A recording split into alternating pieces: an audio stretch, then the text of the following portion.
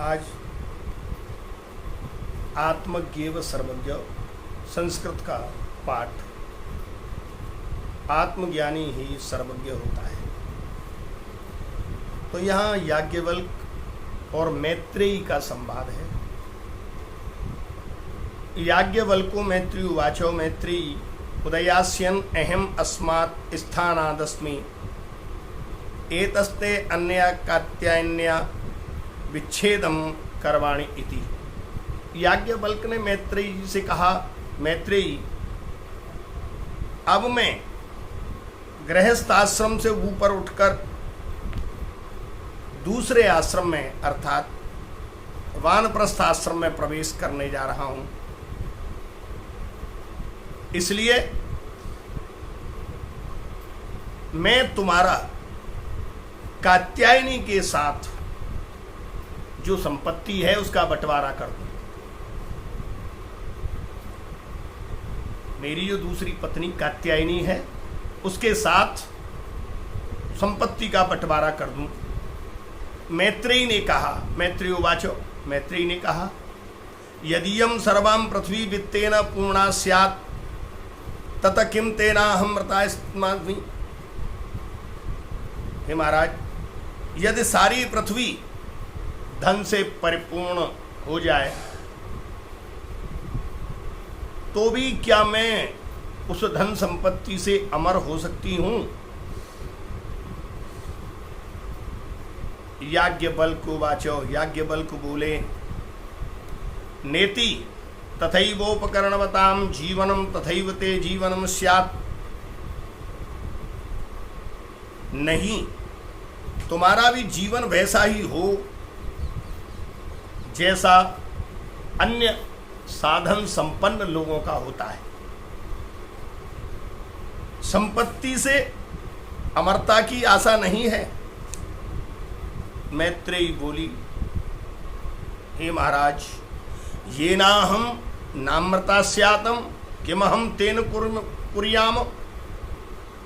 हे देव, मैं जिससे अमर न हो सकूं भला उसका क्या करूंगी।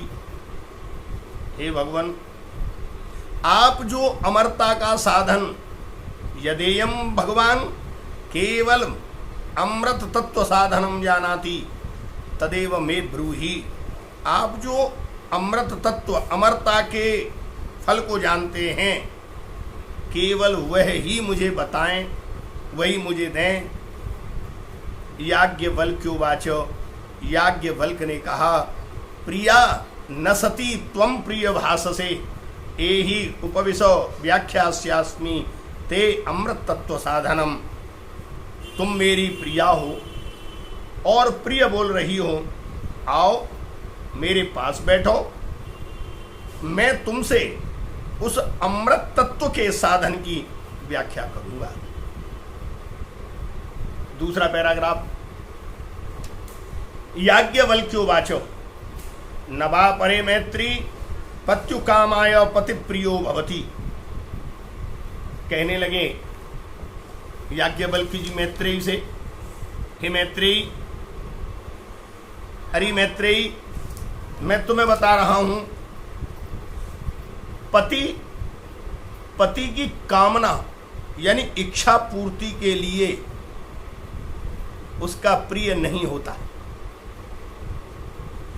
पति तो अपनी ही कामना के लिए प्रिय होता है, क्योंकि हर व्यक्ति की अपनी अपनी इच्छाएं होती हैं।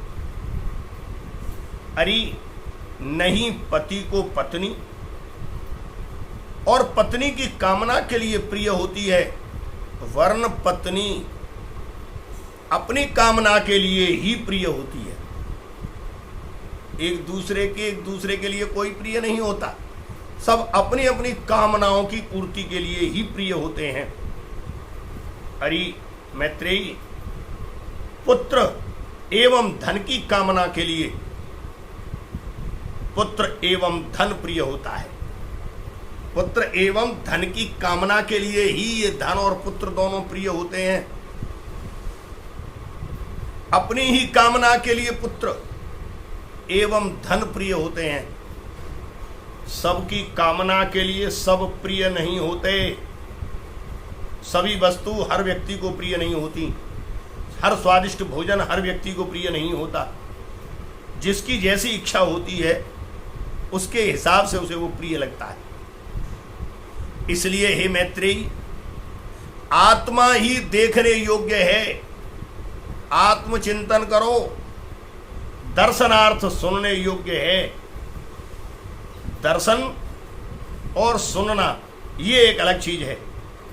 मनन करने योग्य तथा ध्यान करने योग्य है, यानी दर्शनार्थ दर्शन करने के लिए, सुनने के योग्य, मनन करने के योग्य तथा ध्यान करने के योग्य है।